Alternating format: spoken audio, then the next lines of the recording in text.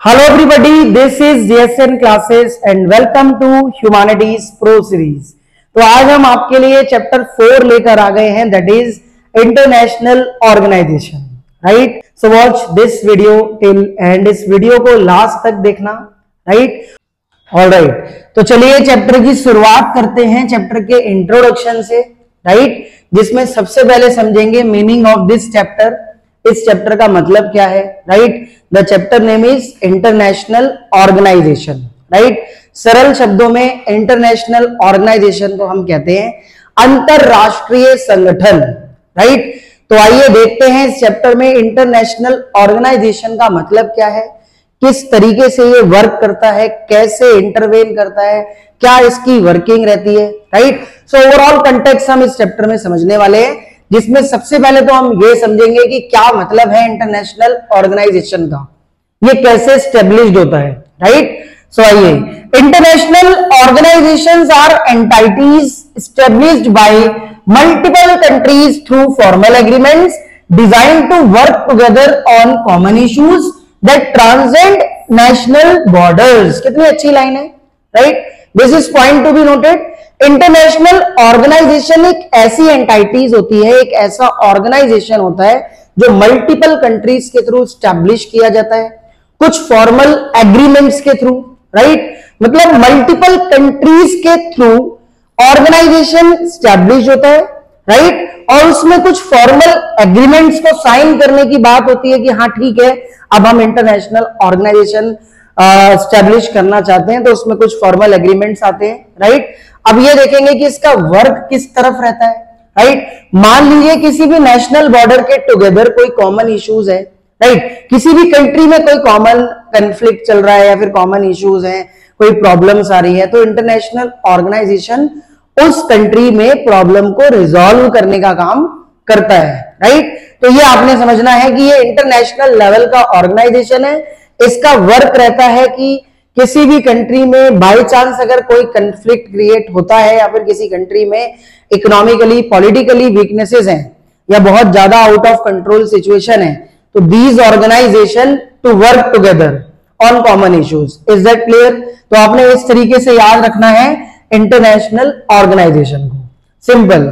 And these organisations aim to foster, कर लेना इसे, फास्टर नहीं है, ये फास्टर है, foster cooperation on a global scale, right. ये ऑर्गेनाइजेशन जो है ना, इसका एम रहता है कि फास्टर लेवल पे कॉपरेशन हो, ग्लोबल स्केल पे, वर्ल्ड स्केल पे, and address issues that no single country can solve alone, right. अब देखो क्या है कि अगर किसी सिंगल कंट्री में कोई प्रॉब्लम क्रिएट होती है और उस कंट्री से वो प्रॉब्लम सॉल्व नहीं हो पा रही है, तो इंटरनेशनल ऑर्गेनाइजेशन उसमें इंटरवेन करके उस प्रॉब्लम को सॉल्व करने का काम करता है, राइट। कुछ ऐसी प्रॉब्लम होती है जो सिंगल कंट्री सॉल्व नहीं कर पाती, तो उस पॉइंट ऑफ टाइम पे इंटरनेशनल ऑर्गेनाइजेशन का इंटरवेन करना बहुत जरूरी हो जाता है, क्योंकि ये हुआ ही उसी लिए एस्टेब्लिश्ड है, ये है ही उसी की एंटिटीज, ये बेसिकली मल्टीपल कंट्रीज के थ्रू एस्टेब्लिश्ड हुआ है, जिसमें मल्टीपल कंट्रीज तो इसके अंडर आती है, बट इसका ऑब्जेक्टिव ये भी रहता है वर्ल्ड में पीस और सिक्योरिटी को इंश्योर करना,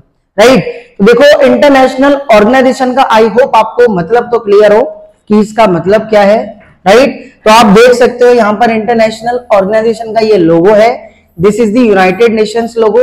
यूनाइटेड नेशन क्या है अभी आपको बताऊंगा। इंटरनेशनल ऑर्गेनाइजेशन आपको समझ आ गया कि इसका मतलब क्या है, राइट। वैसे इस चैप्टर में हम इंटरनेशनल ऑर्गेनाइजेशन नंबर 2 पढ़ते हैं, नंबर 2। तो सर नंबर 1 कौन सा था, अभी आपको बताया जाएगा, अभी रुको, आप पेशेंस रखो। इंटरनेशनल ऑर्गेनाइजेशन नंबर 2 हम इस चैप्टर में पढ़ते हैं, तो सर नंबर 1 कौन सा था, पेशेंस रखो, अभी बताया जाएगा। सिंपल आपने ध्यान रखना है। ऑलराइट, आई होप आपको समझ आ गया हो इंटरनेशनल ऑर्गेनाइजेशन की मीनिंग, राइट। तो आइए इंपॉर्टेंस जानते हैं कि इसकी इंपॉर्टेंस क्या है, राइट। ये किस किस चीजों पे डील करता है और इसका काम क्या रहता है, सिंपल। तो सबसे पहले maintaining global piece and security, global level पे पीस सिक्योरिटी मेंटेन करने का काम करता है। प्रमोटिंग इकोनॉमिक कॉपरेशन को प्रमोट करने का काम करता है। प्रोटेक्टिंग ह्यूमन राइट्स प्रोटेक्ट करना। एंश्योरिंग सस्टेनेबल डेवलपमेंट को इंश्योर करना। Facilitating legal and ethical standards, जो भी लीगल और एथिकल स्टैंडर्ड्स हैं इन्हें फैसिलिटेट करना। तो ओवरऑल ये इंपॉर्टेंस है इंटरनेशनल ऑर्गेनाइजेशन की, राइट। और इंटरनेशनल ऑर्गेनाइजेशन हम इस चैप्टर में नंबर 2 पढ़ते हैं। Number 2, mark the point, international organisation number 2 हम इस चैप्टर में पढ़ते हैं, बिकॉज ये जो ऑर्गेनाइजेशन है ना इस चैप्टर में ये नंबर 2 है। और इंटरनेशनल नंबर 2 ऑर्गेनाइजेशन को हम यूएनओ के नाम से जानते हैं, जिसे यूनाइटेड नेशंस ऑर्गेनाइजेशंस कहते हैं, राइट। जनरली बच्चों को पता नहीं होता कि इंटरनेशनल ऑर्गेनाइजेशन नंबर 1 कौन सा था और उसका सक्सेसर नंबर 2 कौन सा आया, राइट। तो इस चैप्टर में वैसे तो हम इंटरनेशनल ऑर्गेनाइजेशन नंबर 2 को पढ़ते हैं अच्छे से, राइट। और international organisation number 2 is known as UNO. The full form is United Nations and its organisations, right. वैसे यूएनओ को आप यूनाइटेड नेशन ऑर्गेनाइजेशन भी कह सकते हो।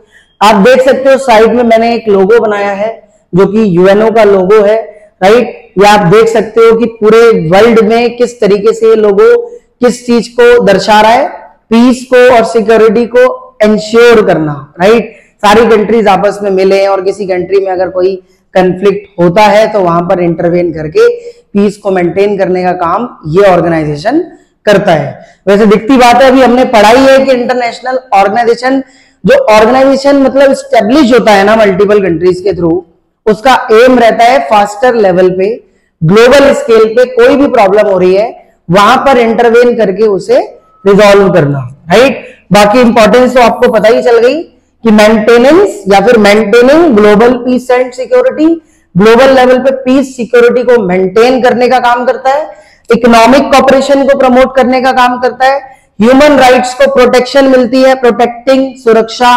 एंश्योरिंग सस्टेनेबल डेवलपमेंट, बाकी लीगल एथिकल स्टैंडर्ड को facilitating, right. This was all about the meaning of this chapter. वैसे इंटरनेशनल ऑर्गेनाइजेशन का मतलब क्या है ये तो आपको समझ आ गया, एंड आपको ये भी पता होना चाहिए कि इस चैप्टर में आप नंबर 2 को पढ़ते हो। Number 2 is UNO. I hope आपको समझ आ गया हो।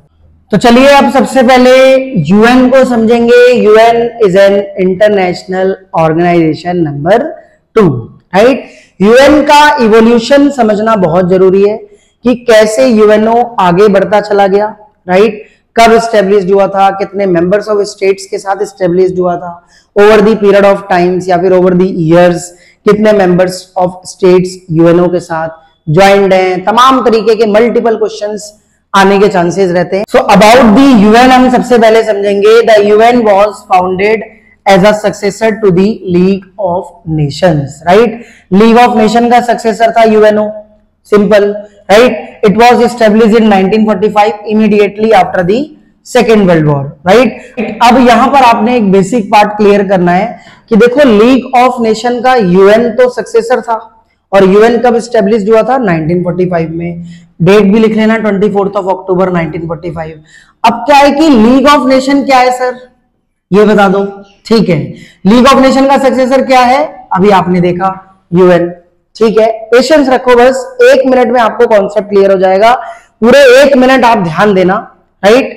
पेशेंस रखो। अब देखो, ठीक है, league of nation world war 1 के बाद स्टेब्लिश हुआ था 1919 में, राइट। तो ये भी आप नोट कर लेना, 1919 सही कर देता हूं इसको। अब क्या है, लीग ऑफ नेशन के बाद इसका जो सक्सेसर था वो यूएन था। यूएन कब आया 1945 में, और 1945 में ये कब आया था वर्ल्ड वॉर 2 के बाद, राइट। देखो लीग ऑफ नेशन मतलब ओवरऑल मतलब उतना सक्सेसफुल नहीं रहा था, दैट्स व्हाई कि यूनाइटेड नेशन एस्टेब्लिशमेंट होनी पड़ी, राइट। देखो लीग ऑफ नेशन उतना सक्सेसफुल नहीं था, इसलिए लीग ऑफ नेशन का सक्सेसर 1945 में वर्ल्ड वॉर 2 के बाद स्टेब्लिश्ड हुआ, राइट। अब देखो United Nation Organisation overall 51 members of state के साथ स्टेब्लिश होता है। स्टार्टिंग इसकी 51 मेंबर्स ऑफ स्टेट से हुई थी, ये आपको पता होना चाहिए, right, simple. And by 2011 the UN had 193 member of states, simple. अब 2011 तक देखो 45 से 2011 कितने इयर्स हो गए, राइट। ओवर द इयर्स इसकी ओवरऑल जो मेंबर्स ऑफ स्टेट की मतलब जो ओवरऑल स्ट्रेंथ होती है मेंबर्स ऑफ स्टेट की वो 193 हो गई, simple. These included almost all independent states. इस पूरे ऑर्गेनाइजेशन में, यूएन में, ऑलमोस्ट सारे स्टेट्स इंडिपेंडेंट है, राइट। तो अगर करंट स्ट्रेंथ पूछ ली जाए तो answer is 193 members of state. और अगर ये पूछ लिया जाए कि when was established in UNO members of state के साथ, तो आपने लिखना है it was established in 24th of October 1945 with 51 members of states, right.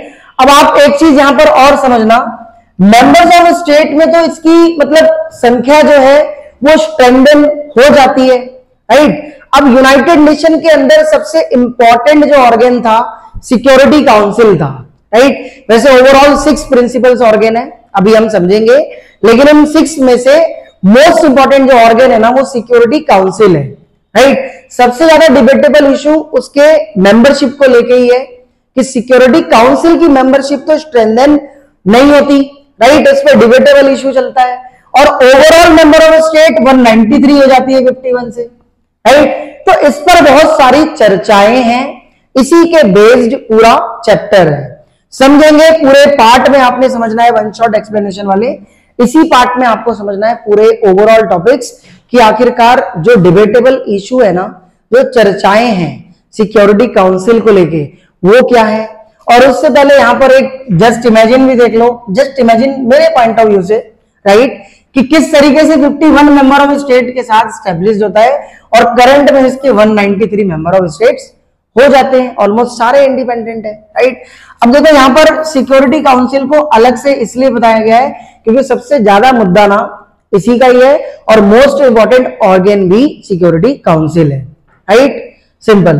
तो in the United Nation Security Council there are 5 permanent members. Security Council के अंदर 5 permanent members होते हैं, राइट।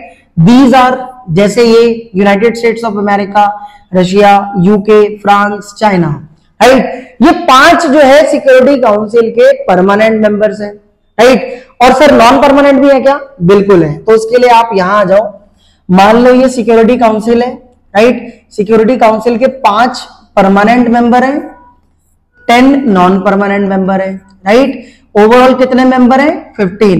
15 को आपने 5:10 के रेशियो में डिवाइड कर लेना है, और 5 परमानेंट 10 नॉन परमानेंट, राइट। तो आप ये देख सकते हो कि 5 मेंबर्स जो परमानेंट मेंबरशिप जिनके पास है सिक्योरिटी काउंसिल की, इनकी संख्या में आज तक बढ़ोतरी नहीं हुई, राइट। इनके मेंबरशिप, इनके मेंबर्स ऑफ स्टेट्स आज तक इंक्रीज नहीं हुए। सबसे बड़ा डिबेटेबल इशू ये भी है, बट आपको ये पता होना चाहिए कि 5 परमानेंट मेंबर है, इनके पास वीटो पावर है। वीटो पावर का क्या मतलब है अभी आगे हम समझेंगे, लेकिन इन 5 देशों के पास अपने आप में एक वीटो पावर है, राइट।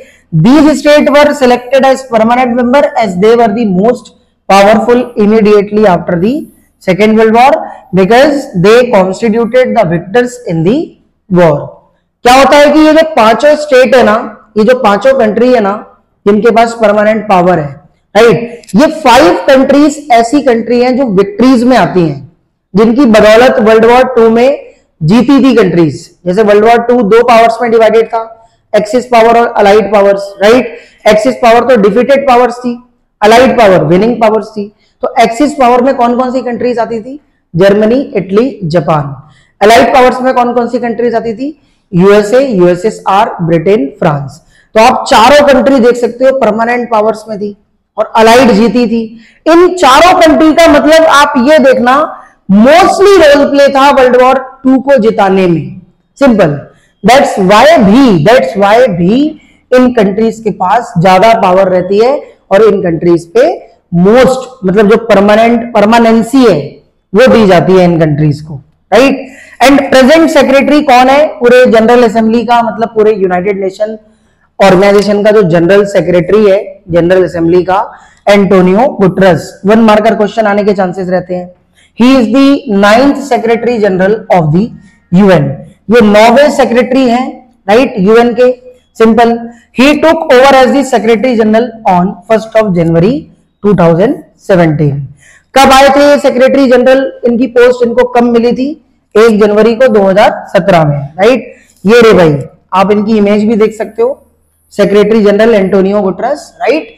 और इन पांचों देशों की परमानेंसी वाला लोगो भी आप देख सकते हो एक एक करके, राइट। तो बस यही मजेदारी है कि यार इस चैप्टर में ना सिक्योरिटी काउंसिल की मेंबरशिप को लेके बहुत ज्यादा डिबेटेबल इशू है, उसी चीज को हम समझेंगे।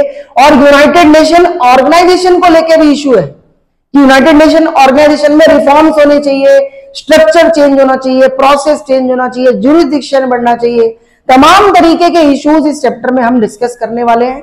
फिलहाल आपको यह पता होना चाहिए कि किस तरीके से इवोल्यूट हुआ था, इवोल्यूट मतलब इवोल्यूशन ऑफ द यूएन, कैसे यूएन आगे बढ़ता चला गया, राइट। तो ये था पूरा बेसिक पार्ट जिसमें आपको पता होना चाहिए कब स्टेब्लिश हुआ, कितने मेंबर्स ऑफ स्टेट के साथ, आज के टाइम पे कितने मेंबर्स ऑफ स्टेट है, प्रेजेंट जनरल सेक्रेटरी कब है, कौन से नंबर के ये सेक्रेटरी हैं, कब अपॉइंट हुए थे, तमाम तरीके के क्वेश्चन आने के चांसेस रहते हैं, इसलिए मार्क द पॉइंट, अच्छे से समझो। और इसमें एक बेसिक क्वेश्चन ये भी आ जाता है, यहां पर मैं आपको करा देता हूं। एक चीज और है जो समझने वाली है, जनरली बच्चों को ये बात पता नहीं होती।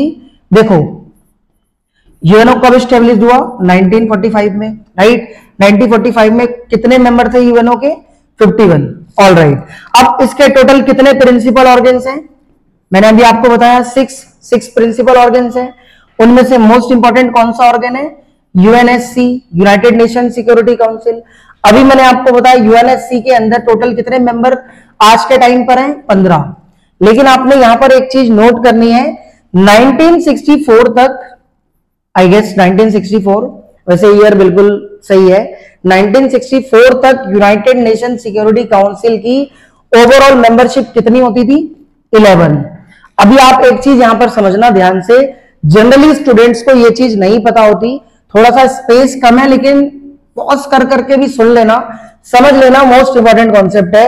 1945 में जब यूएनओ स्टेब्लिश हुआ 51 कंट्रीज के साथ, तो इसमें जो security council most important organ था ना, उसके अंदर ओवरऑल जो मेंबर्स थे वो 11 थे।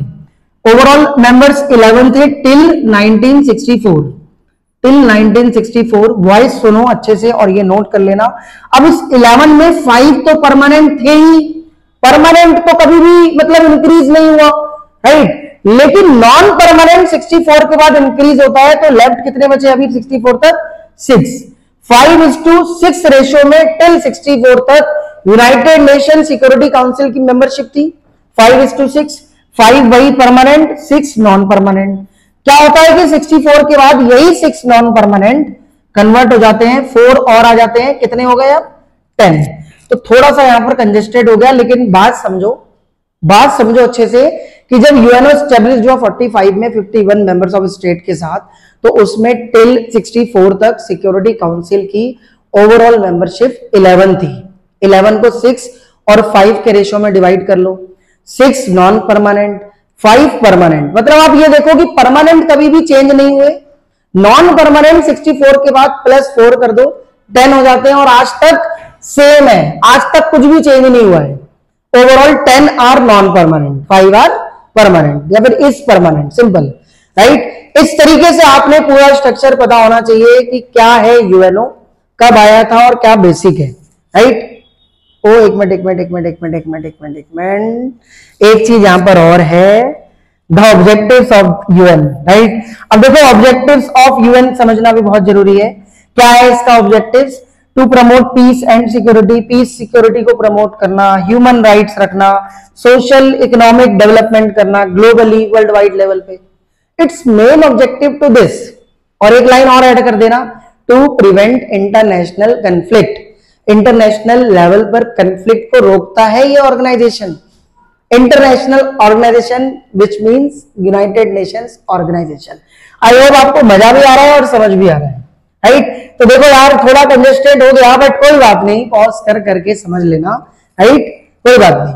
तो चलिए अब हम डिस्कस करेंगे, अभी मैंने आपको बोला था कि अब हम डिस्कस करेंगे principal organs of UN, right. Principal organs कितने हैं, क्या मतलब है, ईच ऑर्गन का अपना एक रोल प्ले है, राइट। अब देखो general assembly first principal organ है, main deliberative body general assembly मानी जाती है, जहां पर सेक्रेटरी बैठते हैं, अपॉइंट होते हैं, right, where all member state are represented. सारे मेंबर्स यही आते हैं, जैसे पार्लियामेंट, सारे मेंबर्स ऑफ पार्लियामेंट गैदर्ड होते हैं, राइट। उसी तरीके से जनरल असेंबली है यूएनओ की, right. First principal organ is General Assembly. Second most important लिख लो भाई, most important organ is Security Council, responsible for maintaining international peace and security. किस चीज के लिए रिस्पॉन्सिबल होती है? इंटरनेशनल लेवल पे पीस और सिक्योरिटी को मेंटेन करने के रिस्पॉन्सिबल है ये ऑर्गन। अगर कहीं सिक्योरिटी को लेके कुछ कंफ्लिक्ट इश्यूज देखे गए या फिर पीस को लेके, तो ये वाला ऑर्गन हैंडल करेगा, सिंपल। थर्ड जो हमारा प्रिंसिपल ऑर्गन है that is international courts of justice, ICJ, इस तरीके से याद करना, राइट। इसका काम रहता है इंटरनेशनल लेवल पर जस्टिस दिलाना। ये इंटरनेशनल कोर्ट है, जैसे एक नेशनल कोर्ट होता है ना, supreme court, high court, lower court, वो नेशनल है, ये इंटरनेशनल है। Settles legal disputes between states and gives advisory opinions on international legal issues. मतलब जो भी इंटरनेशनल लेवल पर लीगल इश्यूज दिक्कत आ रही है लीगल लेवल पे कुछ भी बिटवीन द स्टेट्स, तो भाई ये मतलब जो न्यायपालिका है ना इंटरनेशनल लेवल की, ये वर्क करेगी, ये डील करेगी, राइट। चौथा ऑर्गन है इकोनॉमिक एंड सोशल काउंसिल। बहुत बढ़िया। इकोनॉमिक लेवल पे, सोशल लेवल पे एक पूरा संगठन है जो कोऑर्डिनेट करता है economically, socially, environmental work in चीज पर, राइट। इन चीज पे तालमेल बैठाता है, कोऑर्डिनेट करता है, राइट। पांचवा जो मतलब सिक्योरिटी, पांचवा जो प्रिंसिपल ऑर्गन है that is Trusteeship Council, originally established to oversee the administration of trust territory. इसका मकसद मतलब इसका वर्किंग देखो, ट्रस्टीशिप काउंसिल का वर्क ये रहता है कि अगर किसी कंट्री में गवर्नमेंट नहीं है तो ये एक ऐसा ट्रस्टी मतलब ऑर्गेनाइजेशन है जो उस कंट्री की हेल्प कर सकता है, राइट। वहां पर कोई भी मुद्दे हैं, कोई भी प्रॉब्लम्स हैं तो इंटरवेन कर सकता है। तो ट्रस्टीशिप काउंसिल को ओरिजिनली इसीलिए स्टैब्लिश किया गया था। ये भी एक एडमिनिस्ट्रेशन सिस्टम संभालने वाली बात थी, right. Administration of trust territory, trust territory मतलब कि ट्रस्ट, ट्रस्टीशिप काउंसिल, किसी देश में अगर गवर्नमेंट नहीं है तो ये हैंडल कर लेगा, राइट। पांचवा जो प्रिंसिपल ऑर्गन था वो ये था। छठा जो था secretariat, secretariat headed by the UN general secretary, right. UN secretary general head होता है। It administers the day to day work of the UN. इस चीज को एडमिनिस्ट्रेट करता है, रोज जो भी काम चल रहा है ना यूएन में या फिर क्या काम कैसे चल रहा है उस चीज को एडमिनिस्टर करता है general secretary, right. General secretary की मोस्ट इंपॉर्टेंट पावर रहती तो है, लेकिन 5 परमानेंट मेंबर के सामने ये भी कुछ नहीं है। अगर 5 परमानेंट मेंबर्स ने कुछ मना भी कर दिया ना तो 72 की लकीर है। इसीलिए बोला जाता है कि इसको लेके बहुत मुद्दे हैं और मोस्ट इंपॉर्टेंट ऑर्गन है, राइट। आई होप आपको 6 के 6 प्रिंसिपल ऑर्गन समझ आ गए हो, right. General assembly, security council, international courts of justice, economic social council, Trusteeship council. किसी कंट्री में गवर्नमेंट नहीं है तो ये वाला काउंसिल उसे एक तरीके से एडमिनिस्ट्रेट करने की पावर रखती है, राइट। सेक्रेटेरिएट जो सेक्रेटरी रहते हैं, सिंपल। आई होप आपको ये भी क्लियर हो, राइट। चलिए अब बात करेंगे कि चलो ठीक है यूएन का एवोल्यूशन समझ आ गया, प्रिंसिपल ऑर्गन समझ आ गया, राइट। अब देखेंगे कि रिफॉर्म्स चेंजेस की बात कब उठती है, क्या है इसमें, right. Reforms of the UN after the cold war. Cold war कब एंड हुआ था? 1991। मार्क द पॉइंट, ये चीजें याद रखनी है कि ऐसा मत सोचना। मोस्ट ऑफ द बच्चे कहते हैं सर कोल्ड वॉर कहां से आ गया, राइट। पता होना चाहिए कि कोल्ड वॉर के बाद रिफॉर्म्स की डिमांड अराइज हुई थी पूरे यूएनओ में, राइट। तो चलिए, reforms and improvements are fundamentally to any organisation.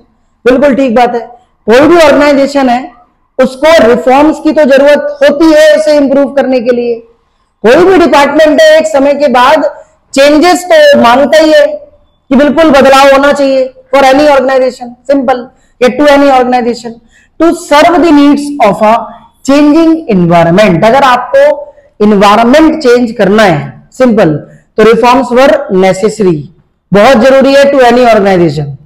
किसी भी ऑर्गेनाइजेशन को अगर अपना इन्वायरमेंट स्ट्रक्चर चेंज करना है over the period of time या फिर ओवर द ईयर्स, तो उसको रिफॉर्म करना बहुत जरूरी है, राइट। जरूरी नहीं है, UN is no exception. UN की बात नहीं हो रही, इकलौता ऑर्गेनाइजेशन नहीं है या फिर सिंगल ऑर्गेनाइजेशन नहीं है। इसके अलावा बहुत सारे यूनियन है, बहुत सारे ऑर्गेनाइजेशन है जिन्हें अपने आप में एक समय के बाद बदलना चाहिए, सिंपल, चेंज करना चाहिए, कैसे चल रहा है, क्या चल रहा है वगैरह, राइट। अब क्या है कि अगर हम यूएन की बात करें कि यूएन में कौन कौन से रिफॉर्म्स आए थे, किस चीज की डिमांड अराइज हुई थी, two basic kinds of reforms. Two basic kinds of reforms, दो basic kinds of reforms highlight हुए थे, राइट। फेस दी यूएन, जो यूएन फेस कर रहा था कि हाँ बिल्कुल ये दोनों रिफॉर्म्स होनी चाहिए, सिंपल। एक था reform of the organisation structures and processes. एक रिफॉर्म था यूएन के अंदर जो हाईलाइट हो रहा था, जो यूएन फेस कर रहा था कि हमें अपना स्ट्रक्चर और प्रोसेसेस चेंज करना चाहिए, बदलना चाहिए, राइट। एंड सेकंड जो रिफॉर्म था वो ये था review of the issues that fall within the jurisdiction of the organisation, right. जो भी यूएनओ के अंदर ज्यूरिसडिक्शन है, जो भी एरिया है, वहां पर कोई भी मतलब मुद्दों को लेकर अगर फॉल हो रहा है, कंफ्लिक्ट रिजॉल्व नहीं हो पा रहे या फिर कोई भी इश्यूज है, उनमें भी चेंज आना चाहिए। तो इसका मतलब यही है jurisdiction of the UN, UN का ज्यूरिसडिक्शन बढ़ा दो, सिंपल, ताकि इश्यूज ना क्रिएट हो सके और इश्यूज आए भी तो रिजॉल्व हो जाए। तो दो basic kind of reforms UN face कर रहा था और बोला यही जा रहा था कोल्ड वॉर के बाद कि two basic kind of reforms में चेंजेस आने चाहिए, मतलब दो प्रकार के चेंजेस आने चाहिए, चाहे स्ट्रक्चर प्रोसेसेस की बात हो या फिर ज्यूरिसडिक्शन ऑफ द ऑर्गेनाइजेशन की बात हो, सिंपल, राइट। तो ठीक है, अभी हम समझेंगे एक एक रिफॉर्म्स को, अलग से भी समझेंगे, बट आप ध्यान रखना on the reform of the structure and processes. अगर बात स्ट्रक्चर प्रोसेसेस की करें कि स्ट्रक्चर और उसके प्रोसेसेस में क्या क्या चीजें आती थी, राइट। तो has been the demand for an increase in the UNSC, बिल्कुल आपने नोट करना है, अभी आपको मैंने बताया भी कि भाई इसी पर चर्चे हैं, इसी पर मुद्दे हैं। तो सबसे बड़ी डिमांड इंक्रीज होती है, देखो डिमांड किस चीज की आती है, increase in the United Nation Security Council की मेंबरशिप, राइट, कि यूनाइटेड नेशन सिक्योरिटी काउंसिल की मेंबरशिप इंक्रीज होनी चाहिए, बोथ, चाहे वो परमानेंट हो चाहे वो नॉन परमानेंट हो, राइट। मतलब परमानेंट मेंबरशिप भी बढ़नी चाहिए, नॉन परमानेंट मेंबरशिप भी बढ़नी चाहिए। तो स्ट्रक्चर और प्रोसेसेस का मतलब यही था कि भाई देखो सब कुछ ठीक चल रहा है, बढ़िया से चल रहा है, मेंबर्स ऑफ स्टेट तो स्ट्रेंथन होते ही जा रहे हैं, एक ही चीज की कमी आ रही है, सिक्योरिटी काउंसिल की मेंबरशिप को लेके strengthen, simple, right. Second on the issue within the jurisdiction of the UN, some countries want the organisation to play a greater role in peace and security missions, बिल्कुल UNO का jurisdiction बढ़ा दो। कुछ country चाहती है कि UNO में वो आए और वो ग्रेटर रोल प्ले करें, राइट, वो यूएनओ में आके या फिर यूएनओ के अंडर आ जाएं ताकि वो पीस को मेंटेन करने में, सिक्योरिटी मिशन मेंटेन करने में या फिर सिक्योरिटी मिशन को, पीस और सिक्योरिटी मिशन तैयार करने में या फिर इन्हें इंश्योर करने में अच्छे से वर्क कर सके। कुछ कंट्री तो चाहती है इस ऑर्गेनाइजेशन का पार्ट बनना, तभी तो वो ग्रेटर रोल प्ले कर पाएंगी। तो सेकेंड तो भाई रिफॉर्म्स ये था कि ज्यूरिसडिक्शन ऑफ द यूएन कर दो, सिंपल, क्षेत्र अधिकार बढ़ा दो। First structure processes, Security Council की मेंबरशिप, राइट, आई होप समझ आ रहा हूं। While other want its role to be confined to development and humanitarian work, और भी लोगों का मानना यह था कि हाँ डेवलपमेंट भी होनी चाहिए, ह्यूमैनिटेरियन वर्क भी होना चाहिए। मतलब यूएन एक चीज और कहता था कि भाई देखो अदर वांट्स ये था कि इनका रोल कन्फाइंड होना चाहिए डेवलपमेंट करने के लिए, तरक्की भी होनी चाहिए और ह्यूमैनिटेरियन वर्क होना चाहिए, इक्वल ह्यूमैनिटेरियन वर्क में भाई देखो health, education, environment, population control, human rights, gender and social justice, इन मुद्दों पर भी वर्क करना चाहिए। ये भी अदर वांट्स, मतलब अलग लोगों की जो भी चाहते थी, इच्छाएं थी, वो ये भी थी कि यूएनओ को ना इस चीज पर भी वर्क करना चाहिए, और बिल्कुल यूएनओ करता भी था। आई होप आपको समझ आ गया हो।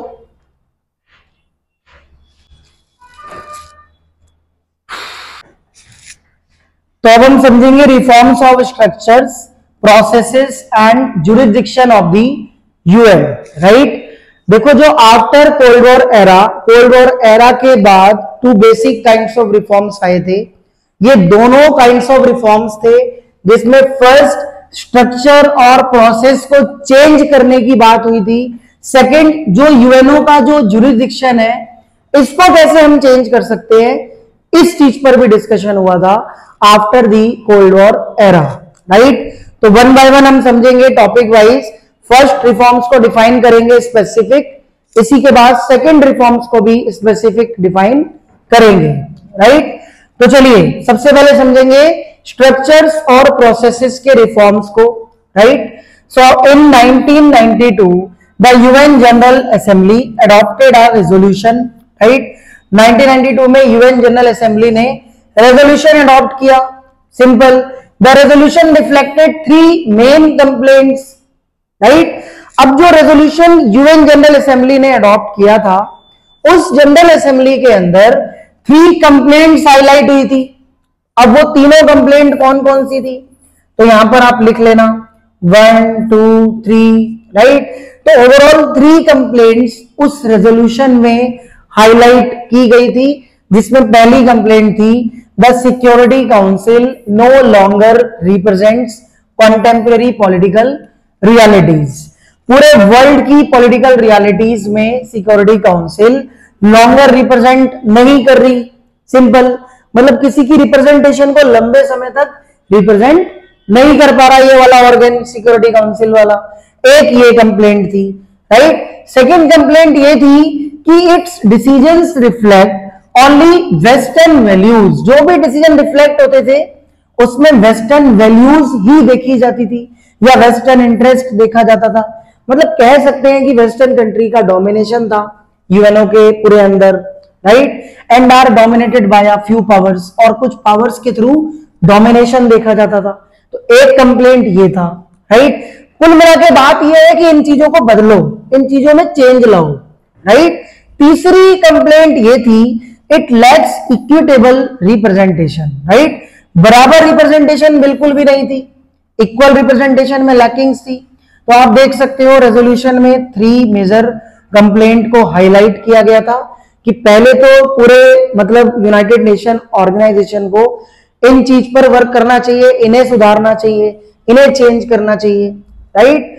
अब इसके बाद एक पॉइंट ये भी है, इन view of these growing demand for the restructuring of the UN, right. आप देख सकते हो कि यूएन के रीस्ट्रक्चरिंग को लेके कितनी डिमांड बढ़ती जा रही थी कि यूएन स्ट्रक्चर दोबारा से मतलब दोबारा से रीस्ट्रक्चर होना चाहिए, right.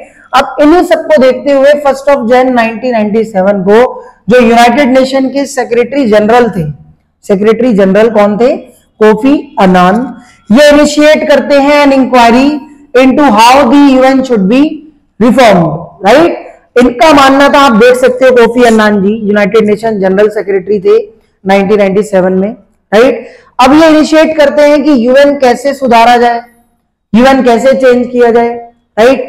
UN should be reformed, कैसे यूएन को हम रिफॉर्म करें, राइट। तो क्राइटेरिया रखने की बात आ जाती है कि भाई जो भी सिक्योरिटी काउंसिल का मेंबर बनना चाहता है, राइट, उसे ये क्राइटेरिया फॉलो करना पड़ेगा, राइट। अब स्ट्रक्चर, कौन सा स्ट्रक्चर, अभी मैंने आपको बताया था कि जो स्ट्रक्चर और प्रोसेसेस की बात है उसमें ओनली हम सिक्योरिटी काउंसिल स्ट्रक्चर का बात करेंगे, उसमें ओनली हम सिक्योरिटी काउंसिल के स्ट्रक्चर को लेके बात करेंगे, राइट। जो यूनाइटेड नेशन का सिक्योरिटी काउंसिल का स्ट्रक्चर था ना, ओवरऑल 15 मेंबर्स का, जिसमें 5 परमानेंट थे और 10 परमानेंट, तो उस स्ट्रक्चर की बात हो रही है कि उसे चेंज करना चाहिए, राइट। तो क्राइटेरिया रख दिया जाता है, जिस कंट्री के पास ये होगा वो आके मेंबरशिप ले सकता है। मेजर इकोनॉमिक पावर होनी चाहिए, मेजर मिलिट्री पावर होना चाहिए, सब्सटेंशियल कंट्रीब्यूटर होना चाहिए यूएन बजट में, right.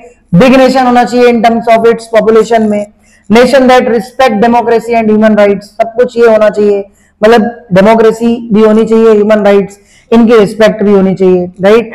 A country that would make the council more representative of the world diversity in terms of geography, in terms of economic system, in terms of culture. तो मतलब ये भी चीजें country के पास होनी चाहिए। जैसे इंडिया के पास ये सारी चीजें मतलब अच्छी खासी मतलब है, कोई बात नहीं, सब्सटेंशियल कंट्रीब्यूटर नहीं है या फिर बहुत अच्छी मिलिट्री पावर नहीं है, बहुत ज्यादा अच्छी, बट कुछ चीजें तो इंडिया के पास है ना। इसलिए इंडिया का भी मानना भी हम समझेंगे कि इंडिया ने रिफॉर्म्स का फेवर ऑलवेज करा है, राइट। यूएन स्ट्रक्चर को लेके रिस्ट्रक्चरिंग वाले प्रोसेस में इंडिया ने तो भाई बहुत अच्छा फेवर किया है, राइट। बट पॉइंट ये है कि ये क्राइटेरिया मतलब मानना पड़ेगा ओवरऑल यूनाइटेड नेशन ऑर्गेनाइजेशन में सिक्योरिटी काउंसिल का मेंबर बनने के लिए, राइट। अब क्या होता है, इस क्राइटेरिया से कुछ गवर्नमेंट को तो एडवांटेजेस हो जाता है, इन सम क्राइटेरिया होता है किसी किसी गवर्नमेंट के पास, right. Disadvantage in other depending on their interest and aspirations, भाई कुछ कंट्रीज को नहीं हो पाता। अब गारंटी ये थोड़ी है कि सारी चीजें हर कंट्रीज के पास होगी, राइट। तो एक डिमांड और अराइज होती है, क्या मतलब एक डिमांड और अराइज होती है, क्या, a demand to abolish the veto power, veto power abolish कर दो जो 5 कंट्रीज के पास है, ताकि कोई भी मेंबर आसानी से बढ़ जाए, right. All together was also raised, लगभग सारे लोग यही बोल रहे हैं वीटो पावर हटनी चाहिए। मतलब many perceive the veto to be in conflict with the concept of democracy, sovereignty, equality in the UN.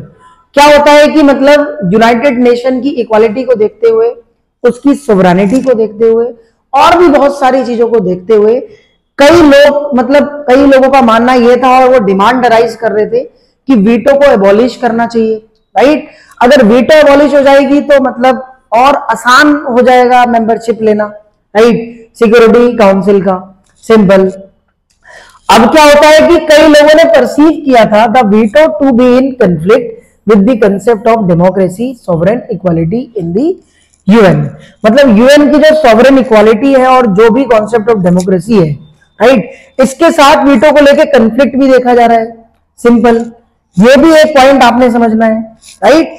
और लास्ट में एक चीज ये भी थी, the main privileges of the 5 permanent members are permanence and the veto power. और जिस country के पास, मतलब 5 कंट्री थी वैसे तो, इनके पास वीटो पावर थी, तो इनके पास ऐसी भी थी पावर की परमानेंसी है इनकी, राइट। ये चिपक गए हैं, अब इन्हें कोई हटा नहीं सकता। तो इस तरीके से आप देख सकते हो कि सिंपल बात ये थी स्ट्रक्चर्स और प्रोसेसेस को लेके कि किसी भी तरीके से यूनाइटेड नेशन सिक्योरिटी काउंसिल का जो काउंसिल है ना, सिक्योरिटी काउंसिल, वो एक्सपेंड होना चाहिए, मतलब वो बढ़ना चाहिए, चाहे वो परमानेंट मेंबर्स का हो चाहे नॉन परमानेंट मेंबर्स का हो, राइट। तमाम तरीके के मतलब बातें तमाम तरीके की देखी जाती है, बट स्टिल नहीं हो पाया, राइट।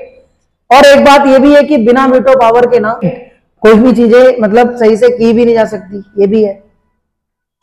देखो बात ये भी है कि यूएनओ को स्ट्रॉन्ग बिना वीटो पावर के बनाया भी नहीं जा सकता, ये भी बात है, राइट। इसलिए वीटो पावर का होना बहुत जरूरी है, सिंपल। तो structures and processes I hope आपको समझ आ गया हो। नेक्स्ट बात करेंगे कि जुरिसडिक्शन ऑफ द यूएन में क्या था, right. As the UN completed 60 years of its existence, right. जब यूएन के पूरे 60 इयर्स कंप्लीट हो गए थे उसके एग्जिस्टेंस के, मतलब 45 से 60 ईयर मानोगे, काउंट करोगे तो 2005 तक आएगा, राइट। क्या होता है कि the heads of all the member states met in September 2005। सारे मेंबर्स ऑफ स्टेट मतलब 2005 में आपस में एक मीटिंग करते हैं, मिलते हैं to celebrate the anniversary, UN की 60th एनिवर्सरी को सेलिब्रेट करते हैं, राइट। अब इस एनिवर्सरी को सेलिब्रेट करते समय एक बात ये उठी थी, मतलब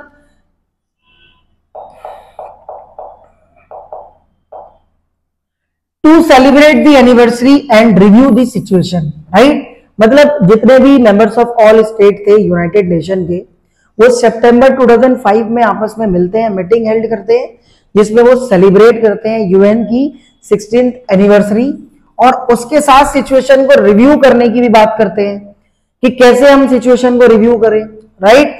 फिर इस मीटिंग में क्या होता है कि the leaders in this meeting, इस मीटिंग में लीडर्स डिसाइड करते हैं दैट दी फॉलोइंग स्टेप्स, कुछ स्टेप्स लेते हैं, right. Steps should be taken to make the UN more relevant in the changing context, right.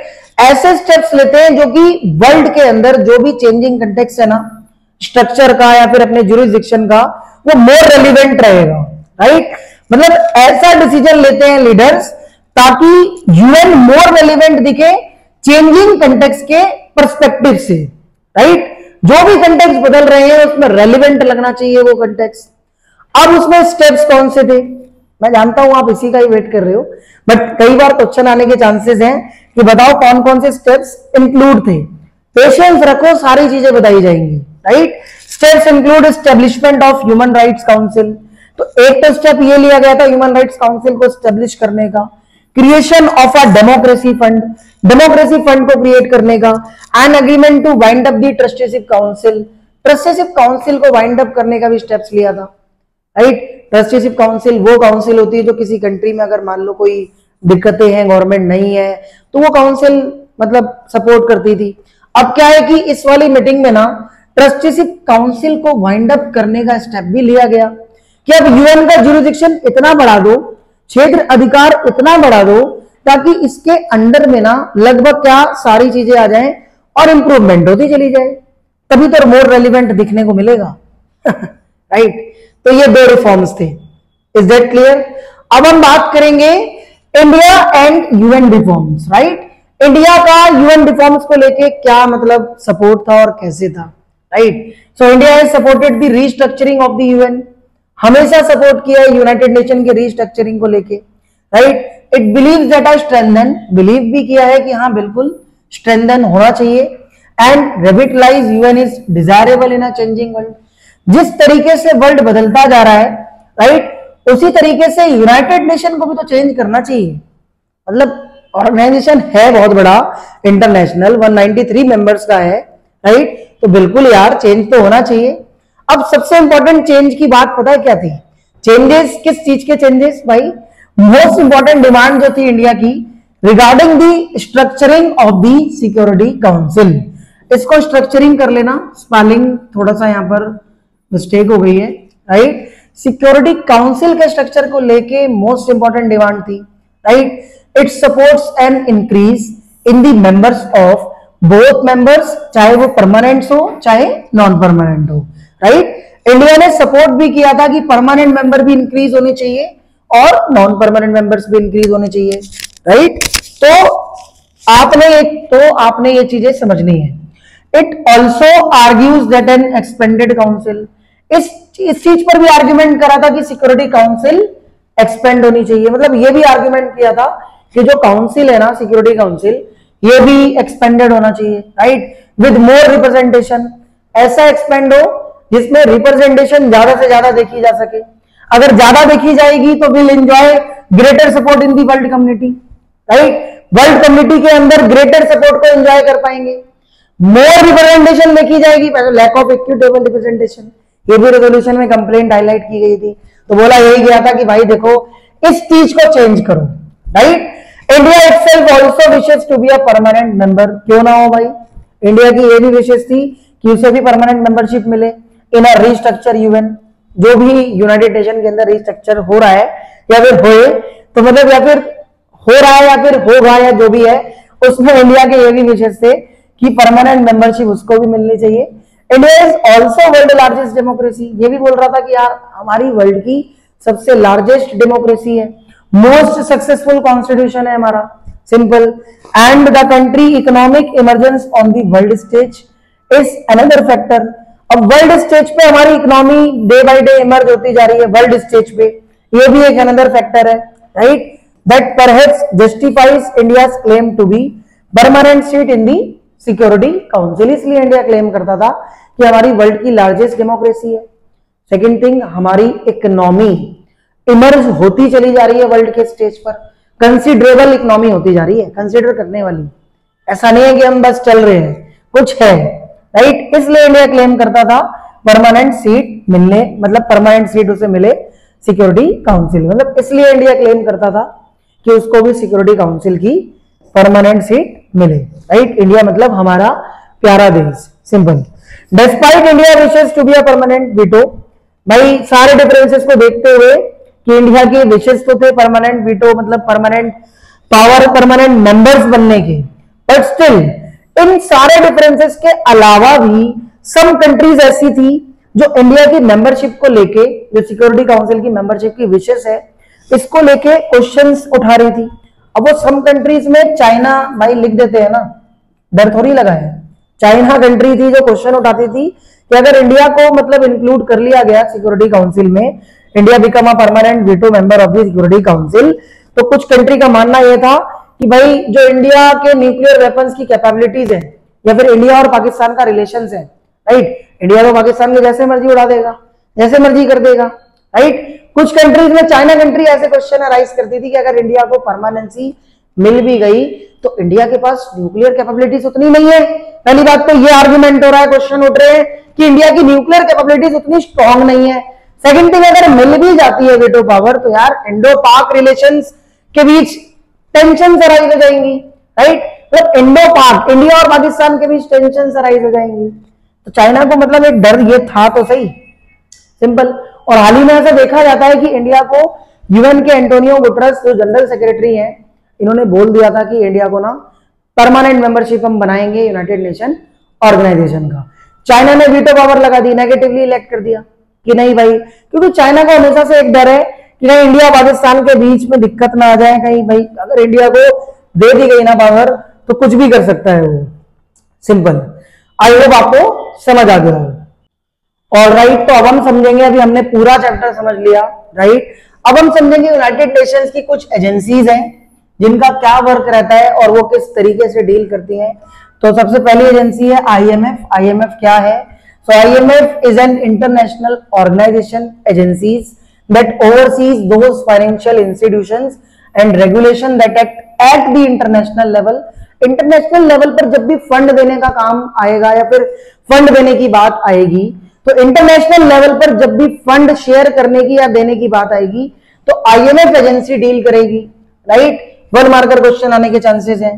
The IMF has 190 member countries. Overall कितनी members countries हैं इसमें? 190। Mark the point. As on 19 February 2024, but they do not enjoy an equal say। Equal से पे enjoy नहीं कर पाते, लेकिन आपको पता होना चाहिए ओवरऑल मेंबर्स कंट्रीज इतनी है, बट सारी कंट्री की इक्वल पावर, इक्वल से पर एंजॉय सारी कंट्री नहीं कर पाती, राइट। क्योंकि कुछ कंट्रीज ऐसी हैं जिनके पास आईएमएफ के अंदर थोड़ी पावर ज्यादा है, राइट। तो ये बात आपको पता होना चाहिए। उसमें से ये सारी कंट्रीज है सच एज ग्रुप 7 मेंबर्स, जैसे यूएस के पास इतने % पावर है, जापान के पास इतने हैं, जर्मनी के पास इतनी पावर है, फ्रांस के पास इतनी है, यूके के पास इतनी है, इटली के पास इतनी है, कनाडा के पास इतनी है। तो मतलब आप ये देख सकते हो इनके पास वोट करने की पावर थोड़ी ज्यादा है, तो इसीलिए लिखा गया है but they do not enjoy an equal say. China, India, Russia, Brazil, Saudi Arabia are the other major members. ये भी मेजर मेंबर्स हैं अदर, बट आप देख सकते हो कुछ ज्यादा वोटिंग शेयरिंग की पावर जो है ना ऊपर वाली कंट्रीज के पास है। वैसे 190 कंट्रीज लिखना तो इज इट 190 मेंबर्स कंट्रीज लिखना इम्पॉसिबल है, लेकिन आपको पता होना चाहिए, राइट। तो आईएमएफ का काम रहता है कि भाई एक ऐसी एजेंसी है जो इंटरनेशनल लेवल पर फंड वगैरह से रिलेटेड जो भी है डील करना वगैरह ये सब, राइट। अब बात करेंगे वर्ल्ड बैंक की। भाई वर्ल्ड बैंक का क्या रोल रहता है? Simple. World bank was created during the second world war in 1944। Second world war के चलते ये क्रिएट हुआ था। 1 मार्कर क्वेश्चन है। इट वर्क, इसका वर्क क्या रहता है? ह्यूमन डेवलपमेंट इंश्योर करना, एग्रीकल्चर डेवलपमेंट करना, रूरल डेवलपमेंट करना, इन्वायरमेंट प्रोटेक्ट करना, इंफ्रास्ट्रक्चर पे ध्यान देना। इसका हेडक्वार्टर कहाँ है? Washington DC, USA. कई बार हेडक्वार्टर्स भी पूछ लिया जाता है, राइट। बट इतना ध्यान रखना, वर्ल्ड बैंक डील करता है ओनली डेवलपिंग कंट्रीज पे। ये आपने ध्यान रखना है कि World Bank deal only developing countries to the developing countries. So it is often criticized for setting the economic agenda of the poorer nations, attaching stringent condition to its loan and forcing free market reforms। क्या है कि इस चीज की आलोचना की जाती है कि जितने भी गरीब देश हैं, poorer nation है, यहाँ का इकोनॉमिक एजेंडा यही है कि यहाँ के लोग ज्यादा सफर कर रहे हैं, राइट। यहाँ के मार्केट में रिफॉर्म्स आना चाहिए, यहाँ की कंट्रीज को लोन मिलना चाहिए ताकि उनकी कंडीशंस इंप्रूव हो सके। तो वर्ल्ड बैंक का दिखती बात है काम यही रहता है कि डेवलपिंग कंट्रीज को या पुअर नेशंस को हेल्प करना, राइट, ए से जेड तक। तो ये आपने नोट करना है। और ये कब क्रिएट हुआ था, इसका हेडक्वार्टर कहाँ है, ब्ला ब्ला व्हाटएवर, क्लियर होना चाहिए, right. So world trade organisation भी एक एजेंसी है, WTO। This organisation was set up in 1995। ये ऑर्गेनाइजेशन कब सेटअप होता है? 1995 के अंदर। ये किसका सक्सेसर था? गैट का, General Agreement of Trade and Tariffs, right. GATT कब क्रिएट हुआ था? सेकेंड वर्ल्ड वॉर के बाद। ये भी आपको पता होना चाहिए। GATT was created in second world war, after the second world war, and WTO created in 1995। ठीक है, तो ये आपको पता होना चाहिए कि WTO 1995 में सेटअप हुआ था और WTO सक्सेसर किसका है? गैट का, राइट। गैट कब क्रिएट हुआ था? सेकेंड वर्ल्ड वॉर के बाद। Simple. It has 164 members, total इतने मेंबर्स हैं एज ऑन 29 जुलाई 2016, राइट। इतनी डेट को इसके इतने पूरे मेंबर्स हो गए थे, ये भी आप याद रखना। All decisions are taken unanimously, but the major economic power such as the US, European Union, Japan have managed to use the WTO to frame rules of trade to advance their own interest. क्या होता है कि यूनानी मछली सारी countries आपस में क्या ट्रेड कर रही हैं, कैसे कर रही हैं, वर्ल्ड ट्रेड ऑर्गेनाइजेशन का इस पर तो वर्क रहता ही है, लेकिन इसको मैनेज करने के लिए कुछ मेजर कंट्रीज हैं जैसे यूएसए और कुछ यूनियन है, यूरोपियन यूनियन एंड जापान। ये मतलब इस पूरे ऑर्गेनाइजेशन को मैनेज करती हैं, जो भी रूल्स फ्रेम करने हैं वगैरह ये सब, right. The developing countries often complain of non transparent procedures and WTO being pushed around by big power. क्या है कि डेवलपिंग कंट्री तो हमेशा ये क्वेश्चन उठाती है कि भाई जिसके पास ज्यादा पावर है वो ही इस चीज पे ट्रेड, मतलब वो इस चीज को पुश कर रहे हैं, वो इस चीज को मैनेज कर रहे हैं। डब्ल्यूटीओ तो सबका है ना, कोई बात नहीं भाई। देखो बात ये है कि जो ज्यादा शेयर देगा ना, राइट, वो ही उसी की इन्फ्लुएंस रहेगी, सिंपल।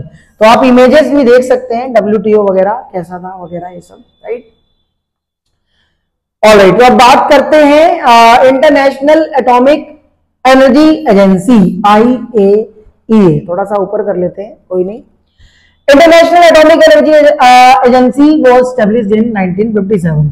देखो आपको ये तो पता ही होना चाहिए कि कौन सी एजेंसी कब एस्टैब्लिश होती है, राइट। अगर आपको ये नहीं पता रहेगा तो बिल्कुल आपको दिक्कत हो ही जानी है, सिंपल।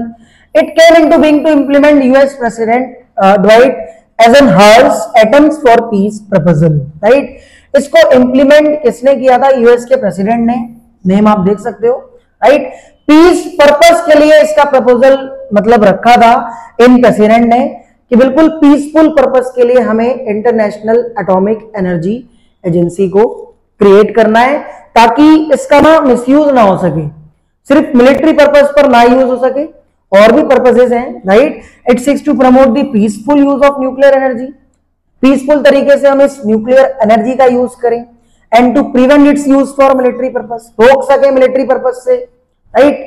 भाई कुछ कंट्री ऐसी है खाली मिलिट्री पर्पस पे यूज कर लेती है, राइट। तो ऐसा नहीं होना चाहिए। IAEA एजेंसी का मतलब ये है, राइट। इसके बाद बात करेंगे एनजीओ की, नॉन गवर्नमेंटल ऑर्गेनाइजेशन, जैसे एमनेस्टी इंटरनेशनल, राइट। एमनेस्टी की स्पेलिंग देख लेना, सही कर लेना।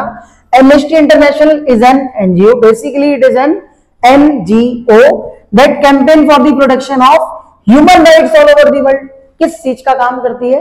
पूरे वर्ल्ड में जितने भी ह्यूमन राइट्स है ना, उनकी प्रोटेक्शन पर डील करना इस पूरी एजेंसी का काम रहता है। मानव अधिकार कैसे देने हैं, कहीं ऐसा तो नहीं है किसी कंट्री में ह्यूमन राइट्स वायलेट हो रहे हो, right. So it promotes respect for all human rights in the universal declaration of Human rights, right. मतलब ये ह्यूमन राइट्स की प्रोटेक्शन पर काम करते हैं और उसकी रिस्पेक्ट दिलाने पर काम करते हैं। यूनिवर्सली मतलब ह्यूमन राइट्स सबको मिलने चाहिए।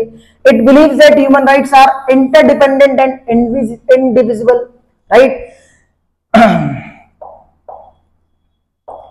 It believes that human rights मतलब क्या कि ह्यूमन राइट्स पर बिलीव इन्होंने ऐसा करा है कि human rights believe It believes that human rights are interdependent and indivisible, right?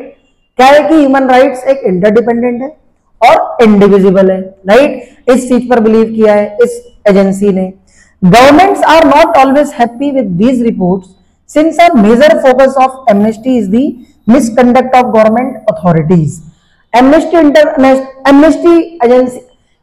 International agency इस चीज पर भी काम कर देती थी, जिस कंट्री में गवर्नमेंट मिसयूज कर रही है ना राइट्स को लेके, हाईलाइट कर देना, बताना कि यहां पर ये गवर्नमेंट गलत काम ऐसे कर रही है, वैसे मिसकंडक्ट कर रही है, उस चीज को भी बता देना इस एजेंसी का काम होता था, राइट। अब ह्यूमन राइट्स की प्रोटेक्शन करनी है तो भाई देखो क्या है कि ह्यूमन राइट्स की प्रोटेक्शन करनी है तो भाई देखो क्या है कि देखना पड़ेगा ना सारे ह्यूमंस को कैसे राइट्स प्रोटेक्ट करने हैं वगैरह ये सब, राइट। अब इसके बाद दूसरी एनजीओ एक और थी, that is Human Rights Watch. Human Rights Watch क्या था? Human Rights Watch is another international NGO टू कह सकते हो। इसकी भी इन्वॉल्वमेंट यही रहती थी कि रिसर्च करो कि कैसे ह्यूमन राइट्स को एडवोकेट किया जा सके और राइट इसकी एडवोकेसी कैसे बढ़ाई जा सके, right. It is the largest international human rights organization in the US, right. US के अंदर सबसे बड़ी इंटरनेशनल ऑर्गेनाइजेशन, यूएस के अंदर सबसे बड़ा ऑर्गेनाइजेशन देखा जाता है इंटरनेशनल ह्यूमन राइट्स वाला। सिंपल ये आपको पता होना चाहिए। It help in building international collision, right. किस चीज में हेल्प करता है? इंटरनेशनल कोलिजन को बिल्ड करना, जैसे campaign to ban landmines. Land mines वगैरह को बैन करना, to stop the use of child soldier and to establish the international criminal code. Child soldier जैसे जगह जगह लैंड माइन स्टेब्लिश कर देते थे ना पहले, राइट, उस चीज पर बैन लगाने का काम भी ये वाला मतलब ऑर्गेनाइजेशन कह सकते हैं ये एजेंसी करते थे, राइट। कह सकते हैं कि ये एजेंसी उस चीज पर बैन लगाने का काम भी किया करती थी, राइट। कह सकते हैं कि ये एजेंसी इस चीज पर बैन लगाने का काम भी करती है, राइट। लैंड माइन्स, राइट, इन चीज को बैन लगा दो, to stop the use of child soldier, right, जहां भी चाइल्ड सोल्जर का यूज हो रहा है उस पर स्टॉप लगाओ, किस चीज को स्टैब्लिश कर दो, international criminal code, right. This was all about the United nation की एजेंसीज, राइट। आई होप समझ आ गया हो, सिंपल। बस ये ध्यान रखना कि आपको कौन कौन सा मतलब कौन सी एजेंसीज कब क्रिएट हुई, किस एजेंसी का वर्क क्या था वगैरह, ये सब याद होना चाहिए, राइट। आई होप आपको समझ आ गया हो। तो बिल्कुल आपको पता ही है अब आपने क्या करना है। Thanks for watching. शेयर करो, लाइक करो, सब्सक्राइब करना मत भूलो। ऑलराइट।